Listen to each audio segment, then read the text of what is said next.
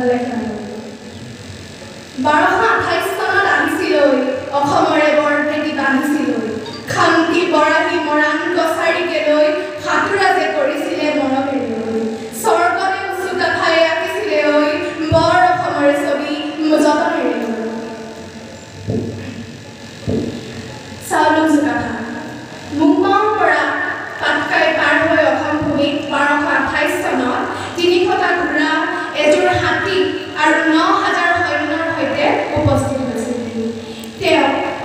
বৰ অসম সৃষ্টিত যি তেওঁৰ অৱদান সেই অৱদান অতুলনীয়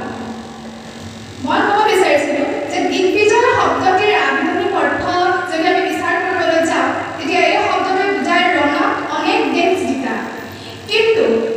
দিগ্বিজয় কিন্তু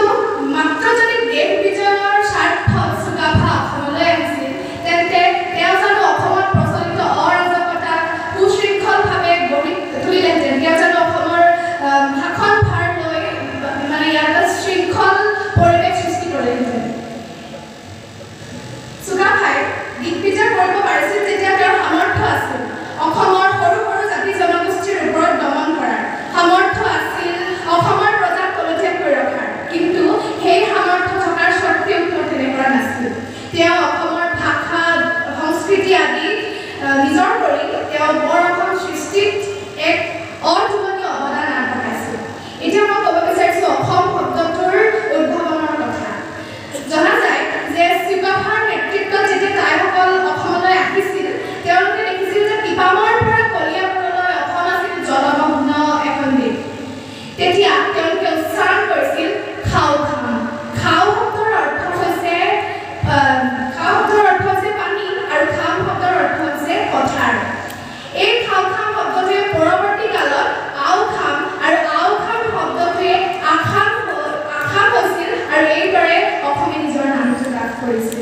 সেয়েহে মই ক'ব খুজিছোঁ যে চুকাফাৰ নেতৃত্বত ঠন ধৰি উঠিছিল জাতি জনগোষ্ঠীৰ সংমিশ্ৰণেৰে বৃহৎ অসমীয়া জাতি যি অসমীয়া জাতিক লৈ আজি আমি কৰা মৃত মই ক'ব বিচাৰিছিলোঁ যে চুকাফাৰ নেতৃত্বই অসমত শৃংখলিত কৰি সমন্বয় সৃষ্টিৰ বাহক হৈ ধৰিছিল এতিয়া মই ক'ব খুজিছোঁ মহামন্ত্ৰ ডক্টৰ ভূপেন হাজৰিকাৰ কথা তেওঁ কৈছিল যে আকৌ উভতি চাওঁ যি স্বৰ্গদেউ চুকাফা